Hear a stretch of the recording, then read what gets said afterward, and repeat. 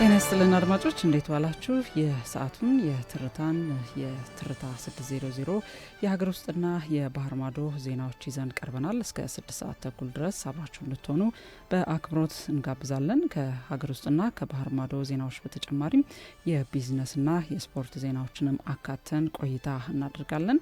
መልካም ጊዜ እንዲሆንላችሁ እመኛለሁ። ዜናዎቹን ቆንጆ ተሾመ በመምራት ቆይታ አድርጋለሁ። አብራችሁ ነው።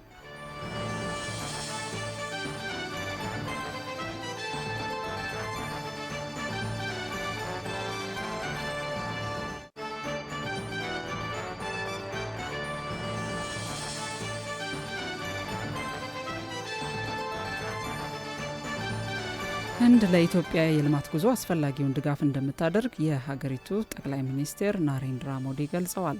ጠቅላይ ሚኒስትር ናሬንድራ ሞዲ በኢትዮጵያ ፌዴራላዊ ዲሞክራሲያዊ ሪፐብሊክ 6ኛው የህዝብ ተወካዮችና የፌዴሬሽን ምክር ቤት 5ኛ ዓመት የስራ ዘመን ላይ በጋራ ስብሰባ ንግግር አድርገዋል። በንግግራቸውም የኢትዮጵያና የህንድ ግንኙነት በርካታ ዓመታት ማስቆጠሩን ጠቁመው ታሪክና ባህልን የሚጋሩ ሁለቱ ሀገሮች መሆናቸውን ጠቅሰዋል።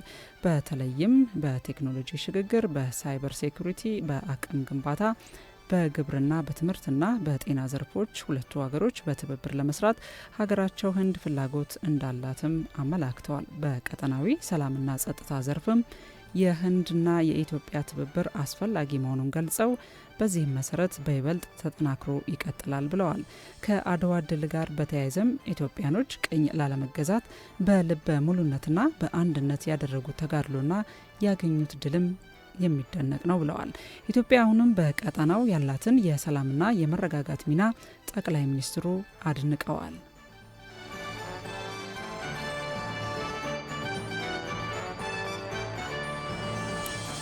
ደረጃቸውን ያልጠበቁ የመድኃኒት ምርቶች በኢትዮጵያ እንዳይሰራጩ ለማድረግ ያስችላል የተባለውን የ5 ዓመት ስትራቴጂክ እቅድን የጤና ሚኒስቴር ይፋ አድርጓል። እቅዱ ትላንት ይፋ ሲሆን የጤና ሚኒስትሯ ዶክተር መቅደስ ዳባ የመድኃኒትና የሕክምና መሳሪያዎች አቅርቦት የግዢ ስርዓቶችን በማጠናከር እንደዚሁም የሀገር ውስጥ አምራቾችን ለማበረታታት ተቋማቸው እየሰራ መሆኑን አስታውሰዋል። በዚህም የሀገር ውስጥ የመድኃኒትና የሕክምና ቁሳቁሶችን ምርት የገበያ ድርሻ ከ8 በመቶ ወደ 42 በመቶ መድረሱን ነው የተናገሩት። ከደረጃ በታች ወይም ተመሳስለው የተሰሩ መድኃኒቶችን ለመቀነስ የዓለም የጤና ድርጅት ባስቀመጠው አቅጣጫ መሰረት ስርዓት ተዘርግቶ የቁጥጥር ስራዎች እየተከናወኑ መሆኑንም አስታውቀዋል። በዚህ ረገድም የቁጥጥርና የአቅርቦት ስርዓቱ በዲጂታል ቴክኖሎጂ እንዲታገዝ ስራዎች መሰራታቸውንም ጨምረው ገልጸዋል። የቁጥጥር ስርዓቱን ለማጠናከር በተሰራው ስራ ኢትዮጵያ የዓለም የጤና ድርጅት ML3 ደረጃን ማግኘቷ ትልቁ ማሳያ መሆኑን ገልጸዋል። የተቋሙ አዲስ ስትራቴጂ ቅድም ከደረጃ በታች ወይም ተመሳስለው የተሰሩ መድኃኒቶችን የመከላከል ጥራት፣ ደህንነትና ፈዋሽነት የጎደላቸው መድኃኒቶች ወደ ገበያ እንዳይገቡ መከላከል የሚያስችል መሆኑንም ተናግረዋል። ስትራቴጂው የዲጂታል ቴክኖሎጂን በአግባቡ ጥቅም ላይ እንዲውል ራሱን የቻለ አሰራርና አደረጃጀት እንደሚፈጥርና የቁጥጥርና የአቅርቦት አቅምን እንደሚያጠናክርም አስታውቀዋል። መድኃኒቶች ለሕዝብ ከመቅረባቸው በፊትም ሆነ ከቀረቡ በኋላ የጥራት የደህንነትና የፈዋሽነት ደረጃቸውን ማሟላት እንዳለባቸው የገለጹት ደግሞ የኢትዮጵያ ምግብና መድኃኒት ባለስልጣን ዋና ዳይሬክተር ሄራን ገርባ ናቸው። ሆኖም ከደረጃ በታችና ተመሳስለው የተሰሩ መድኃኒቶች በጤናው ዘርፍ ውስጥ በቁጥጥርና በአቅርቦት ሰንሰለት ላይ እንቅፋት መሆናቸውን ሳይጠቅሱ አልቀሩም። ይህንን ተግዳሮት ለማቃለልም በሀገር ውስጥ የቁጥጥር ዘርፍ ስራዎች እየተከናወነ መሆኑን ጠቅሰው የቁጥጥር ስርዓቱ በቴክኖሎጂ የታገዘ እንዲሆን በመደረግ ላይ መሆኑንም ገልጸዋል። የጤና ሚኒስቴር ይፋ ያደረገው የ5 ዓመት ስትራቴጂም ችግሩን ለማቃለል ትልቅ አቅም እንደሚሆን ጠቁመዋል።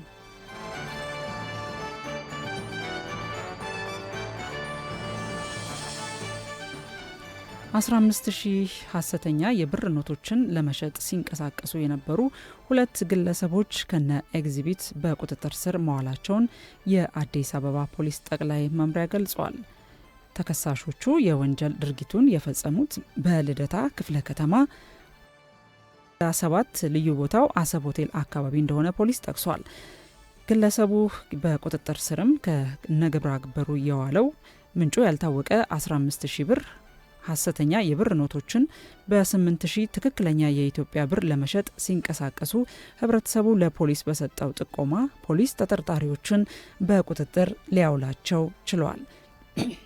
ፖሊስ ግለሰቦችን በቁጥጥር ስር አውሎ ባደረገው የአካል ፍተሻም ከኪሳቸው 75 ባለ 200 ሐሰተኛ ብር በአጠቃላይም በ15000 ብር ሐሰተኛ ብር የኖት ባደረገው ፍተሻ መያዙን የልደታ ክፍለ ከተማ ፖሊስ መምሪያ ገልጿል።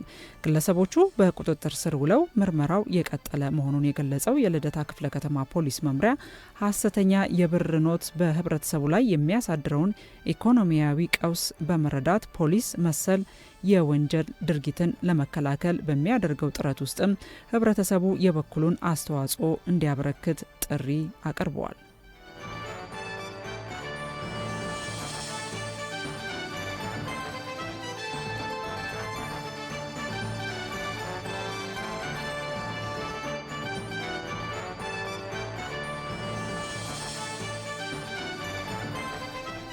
አድማጮች የትርታ 600ን የሰዓቱን ዜናዎች እየተከታተላችሁ ነው የምትገኙት። በቀጣይነት ደግሞ የምናቀርብላችሁ በብድር አቅርቦት ዙሪያ የተዘጋጀውን መረጃ ነው።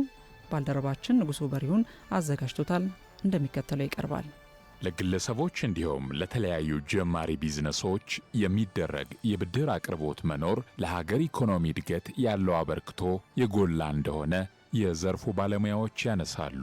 በዓለም አቀፍ ደረጃ የተለያዩ ሀገራት ለዜጎቻቸው በሚያቀርቡት የብድር አቅርቦት መጠን የተለያዩ ደረጃዎች የሚሰጣቸው ሲሆን ሉክሰምበርግ ምቹ የሆነ አሰራርን በመዘርጋት ከቀዳሚዎቹ ተርታ ትመደባለች።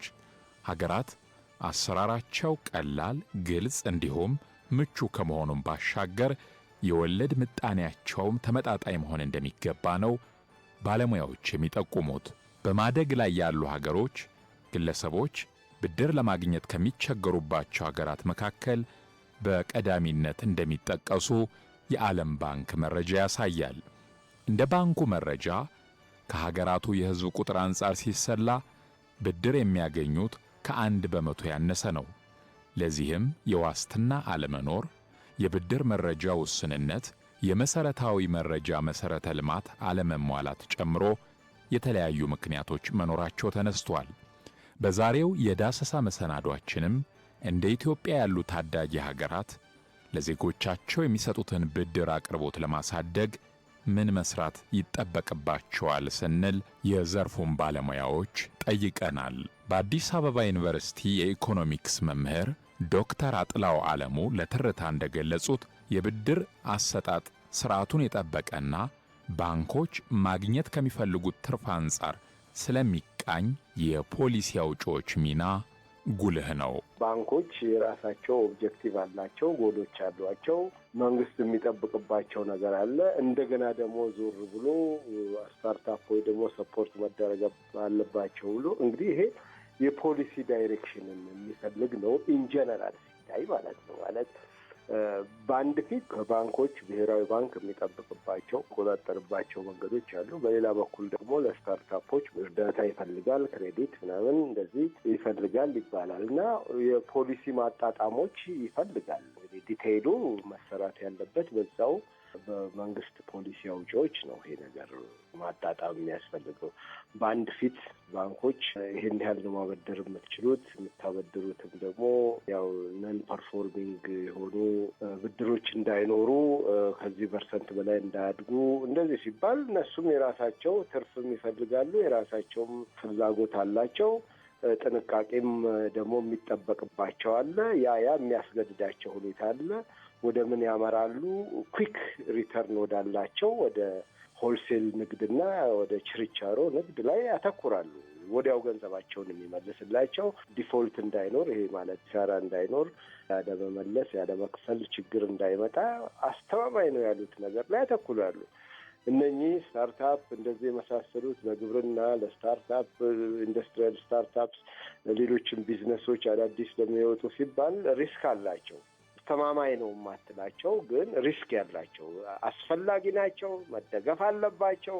ከነሱ ውስጥ ግን ሰክሲድ ሊያደርጉም ላያደርጉም የሚችሉ አሉ እና ያን ሪስኩን አብዞርቭ የማድረግ እንትን የሚኖረው ሁሉም ለየብቻው ሳይሆን የተቀራረበ የፖሊሲ ዳይሬክሽን ሲወጣለት ነው። እንግዲህ በሀገራችን ውስጥ ያሉ ቢዝነሶች ፍሎሪሽ እንዲያደርጉ መጀመሪያ ሁሉም አላማችን ነው ብለው ካልተነሱ እሱን ደግሞ ለማድረግ የፖሊሲ ማጣጣሞች ያስፈልጋሉ ማለት ነው። የኢኮኖሚክስ መምህርና አማካሪ የሆኑት ዶክተር ሽመልስ አርአያ ከትርታ ጋር በነበራቸው ቆይታ እንደገለጹት በሌሎች ሀገራት ያሉ ልምዶችን በመውሰድ መስራት ይገባል።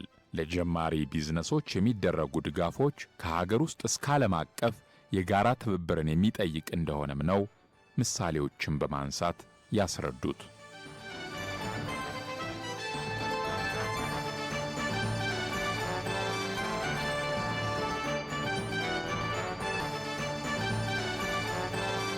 አድማጮች ትርታ 600ን እየሰማችሁ ነው የምትገኙት። በቀጣይነት ደግሞ ወደ ቢዝነስ ዜናዎች እናልፋለን። አብራችሁን ቆዩ።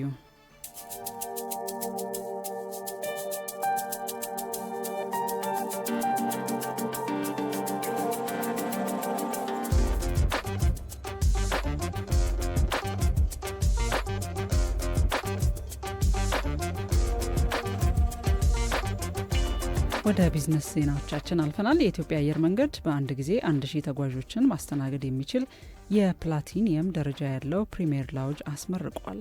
95 በመቶ የሚሆኑ የኢትዮጵያ አየር መንገድ ተጓዦች የሚያቋርጡት የቦሌ ዓለም አቀፍ የአውሮፕላን ማረፊያ ፕላቲኒየም ደረጃ ያለው ፕሪሚየም ላውንጅ በትላንትናው ዕለት አስመርቋል። አዲሱ ላውንጅ ለታማኝ ደንበኞቹ ፕሪሚየር አገልግሎትን የሚሰጥበት መሆኑን የገለጹት የአየር መንገዱ ዋና ስራ አስፈጻሚ መስፍን ጣሰው ናቸው። 16 የተለያዩ አገልግሎቶችን የሚሰጡ ክፍሎችን የያዘ መሆኑንም ስለ ላውንጁ በሰጡት ማብራሪያ ላይ ገልጸዋል። አየር መንገዱ የብርና የወርቅ ደረጃ ያላቸው ላውንጆች ያሉት ሲሆን ትላንት ያስመረቀው ፕሪሚየር ላውንጅ በአንድ ጊዜ ለ1000 ተጓዦች ቀልጣፋ አገልግሎት መስጠት የሚያስችል ነው ተብሏል።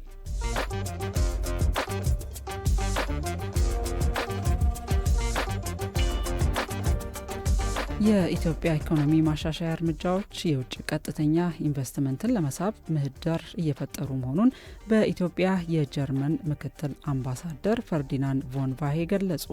አምባሳደሩ እንደገለጹት በኢትዮጵያ የኢኮኖሚው ዘርፍ እየተከናወኑ የሚገኙ ማሻሻያዎችና የሪፎርም ስራዎች ቀጣይነት ባለው መልኩ መከናወናቸው የሚደነቅ ነው ሲሉ ተናግረዋል። በዘርፉ ገበያ ተኮር ስራ ለማስፋፋት እየተሰሩ ያሉ ስራዎች መኖራቸውን ተመልክተናል። ይህም አስፈላጊ መሆኑን የጀርመን ልምድ ያመለክታል ብለዋል።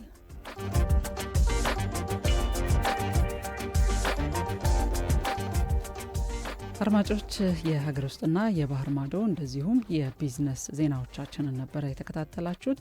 ወደ ባህር ማዶ ዜናዎች እናልፋለን።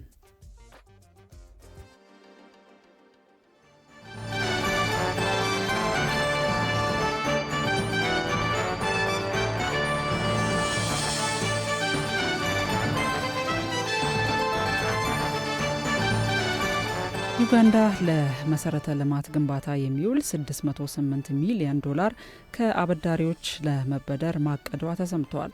ሮይተርስ ተመለከትኩት ባለው ሰነድ ላይ እንደተመለከተው ከሆነ ከጠቅላላው ብድር ውስጥ ዩጋንዳ $448 ሚሊዮን ከአንድ የእስያ የልማት አበዳሪ ተቋም ለማግኘት አቅዳለች።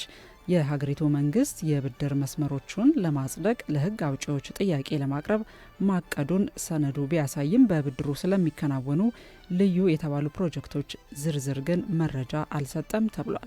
የፋይናንስ ሚኒስቴር መረጃ እንደሚያሳየው ከሆነ ድፍድፍ ዘይት ለማምረት በዝግጅት ላይ ባለችው በዩጋንዳ እስከ ሰኔ ወር ባሉት 12 ወራት ውስጥ ያለው ጠቅላላ የህዝብ ዕዳ ወደ $32.3 ቢሊዮን ከፍ ይላል ተብሏል። ይህም ካለፈው ተመሳሳይ ወቅት ጋር ሲነጻጸር የ26.2 በመቶ የጭማሪ ማሳየቱ ነው የተነገረው።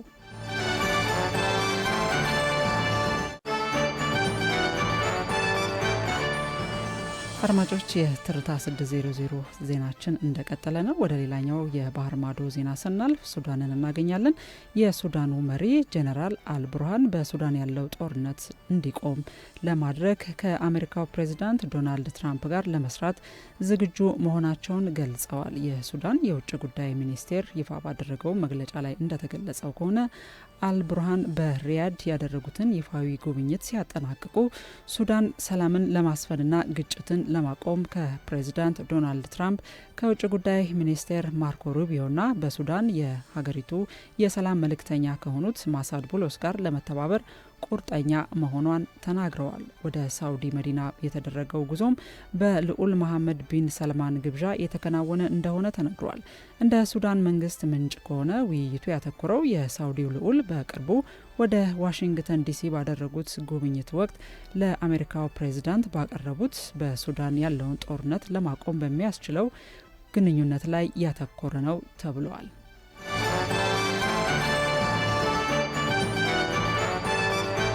ወደ መጨረሻው የባህር ማዶ ዜናዎቻችን እናልፋለን። የአሜሪካው ፕሬዝዳንት ዶናልድ ትራምፕ የዜጎችን ደህንነት ለመጠበቅ በሚል ቀደም ሲል ተጥሎ የነበረውን የጉዞ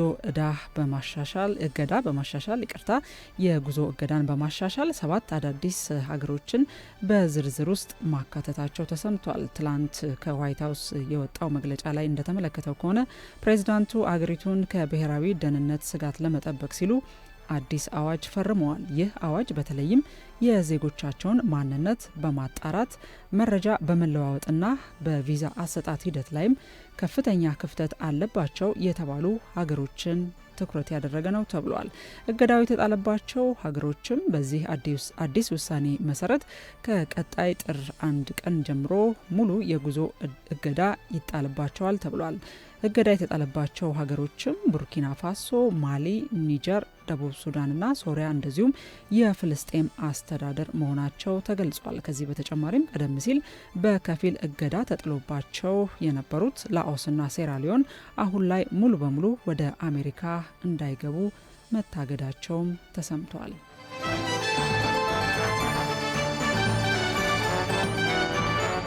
አድማጮች በቀጣይነት ደግሞ የምናቀርብላችሁ የስፖርት መረጃዎችን ነው። አበበ ተገኘ እዚህ ስቱዲዮ ስፖርት መረጃዎችን ለማቅረብ ተገኝቷል። እንዴት ዋልክ አበበ? ዜናዎቹን መቀጠል ትችላለህ። አመሰግናለሁ ቆንጅት። እንደምናላችሁ አድማጮች፣ ከሀገር ስፖርታዊ መረጃዎች ስንጀምር የኢትዮጵያ ሴቶች ፕሪሚየር ሊግ 13ኛ ሳምንት መርሃ ግብር እናገኛለን። ዛሬ በኢትዮጵያ ሴቶች ፕሪሚየር ሊግ 4 ሰዓት ላይ የጀመረ አንድ መርሃ ግብር ነበር። ባህር ዳር ከተማ ከአዲስ አበባ ከተማ ያደረጉት መርሃ ግብር በባህር ዳር ከተማ 2-0 አሸናፊነት ተጠናቋል። 82ኛው ደቂቃ ላይ ምህረት ታፈሰ እንዲሁም 89ኛው ደቂቃ ላይ ደግሞ ትግስት ኃይሌ ባስቆጠሯቸው ጎሎች ባህር ዳር ከተማ 3 ነጥብ ይዘው መውጣት ችለዋል። በአበበ ቢቂላ ስቴዲየም ያደረጉትን ጨዋታ ቀን 7 ሰዓት ላይ እንዲሁ የሚደረግ ሌላ መርሃ ግብር አለ። ሲዳማ ቡና ከይርጋ ጨፌ ቡና የሚያደርጉት ጨዋታ ይጠበቃል። ሲዳማ ቡና ምንም እንኳን አንድ ቀሪ ጨዋታ ቢኖረው 7ኛ ደረጃ ላይ ተቀምጧል በ15 ነጥብ። ይርጋ ጨፌ ቡና በበኩሉ 10ኛ ደረጃ ላይ በ10 ነጥብ ተቀምጧል። በተለይም ደግሞ ሲዳማ ቡና ሁለቶችን ጨዋታ ቀሪ ጨዋታውንና የዛሬውን የሚያሸንፍ ከሆነ ደረጃውን በሚገባ የሚያሻሽል ይሆናል። ልደታ ክፍለ ከተማ ከአርባ ምንጭ ከተማ የሚያደርጉት ጨዋታ 9 ሰዓት የሚደረግ የ13ኛ ሳምንት የዛሬ መርሃ ግብር ነው።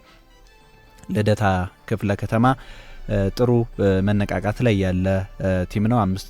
13ኛ ደረጃ ላይ ምንም እንኳን የሚቀመጥ ጥሩ ጨዋታዎችን መጫወት የሚችል ቡድን ቢሆንም ግን ነጥቦችን ማግኘት ባለመቻሉ ወደ 13ኛ ደረጃ ዝቅ ያለበት አለ። አርባ ምንጭም ከተማም በ3 ነጥብ ብቻ በልጦ 11ኛ ደረጃ ላይ ነው የተቀመጠው። ወደ ውጭ ስፖርታዊ መረጃዎች ስናልፍ የእንግሊዝ ካራቦ ካፕ መርሃ ግብሮች ዛሬ ይደረጋሉ። ትላንት ካርዲፍ ሲቲን ከቼልሲ ያገናኘው መርሃ ግብር በቼልሲ 3-1 በሆነ ውጤት መጠናቀቁ ይታወሳል። በተለይም ደግሞ አሌሃንድሮ ጋርናቾ 2 ጎሎችን ለቼልሲ አስቆጥሯን፣ ቀሪዋን ግብ ደግሞ ፔድሮ ኔቶ ነው ያስቆጠረው። ቼልሲ ግማሽ ፍጻሜውን ማለፋቸውን አረጋግጧል። ዛሬ ግማሽ ፍጻሜውን ለመቀላቀል 2 መርሃ ግብሮች ይደረጋሉ በካራቦ ካፑ። ማንቸስተር ሲቲ ከብሬንትፎርድ የሚያደርጉት ጨዋታ ምሽት 4:30 ላይ እንዲሁም ደግሞ ኒውካስትል ከፉላም የሚያደርጉት ጨዋታ 5:15 ላይ ይደረጋል። ማንቸስተር ሲቲ በፕሪሚየር ሊጉ ጠንካራ ተፎካካሪ ክለቦች መካከል ነው። ብሬንትፎርድም እንዲሁ ትልልቅ ቡድኖችን የሚፈትን ቲም መሆኑ በኤትሃድ የሚያደርጉት ጨዋታ ተጠባቂ እንዲሆን አድርጎታል። ኒውካስትል ከፉላምም እንዲሁ ከተጠባቂ መርሃ ግብሮች መካከል ነው።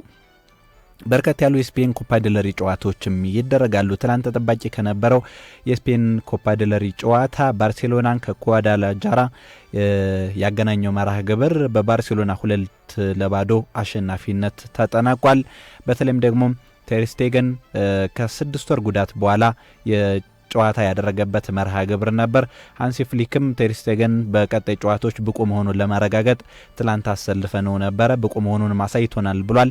ምንም ጎል ሳይቆጠርበት መውጣት ችሏል። በተለይም ደግሞ ቴር ስቴገን ጉዳት ማስተናገዱ ተከትሎ ሽዝኒ ያለፈውን የውድድር ዓመት የባርሴሎና ቋሚ ተሰላፊ ሆኖ ሲጫወት የነበረ በረኛ ነው ማለት ነው። 12 ዓመታትን ግብ ጠባቂ ነው። 12 ዓመታትን በባርሴሎና አሳልፏል ቴር ስቴገን።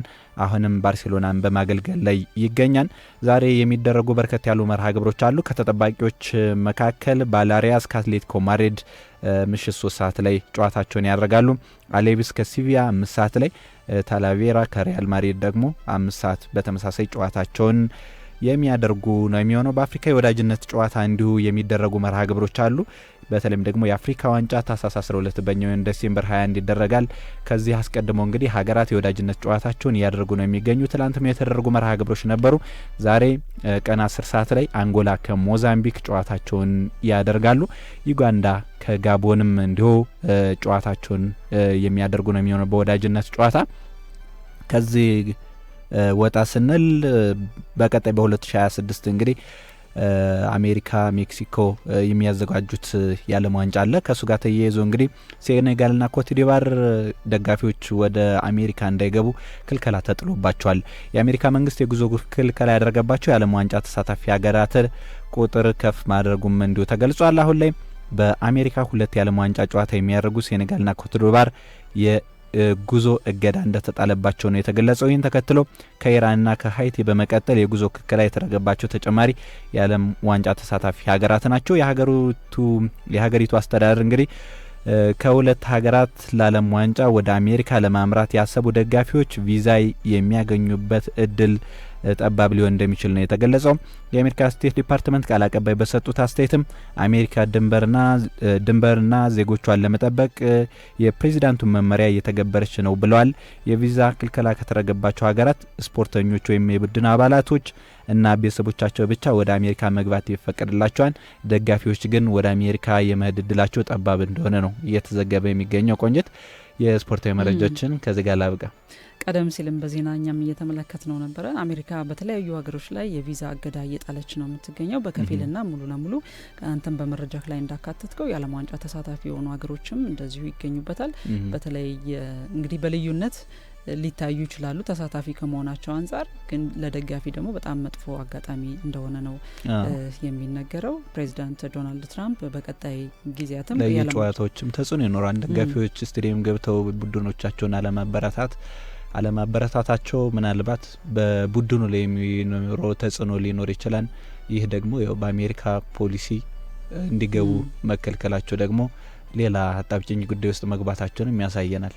እንግዲህ ልዩ የዓለም ዋንጫ ቪዛ ልክ ሳውዝ አፍሪካ 2010 ላይ ስታዘጋጅ ለደጋፊዎች ወደዚያው ጨዋታውን ለማየት ለሚሄዱ ጎብኚዎችም ልዩ የዓለም ዋንጫ ቪዛም ከፊፋ ጋር በመተባበር አዘጋጅተው ነበረ። ምናልባት ሌላ አማራጭ ይኖር ይሆናል ብለን ተስፋ እናደርጋለን። አበበ፣ ለስፖርታዊ መረጃዎቹ ከልብ አመሰግናለሁኝ። ትርታ 600 የሀገር ውስጥና የባህር ማዶ እንደዚሁም የቢዝነስ ዜናዎችን ከስፖርት ጋራ ቆይታ ያደረገበት ዝግጅት ይህን ይመስላል። ስላዳመጣችሁ እናመሰግናለን።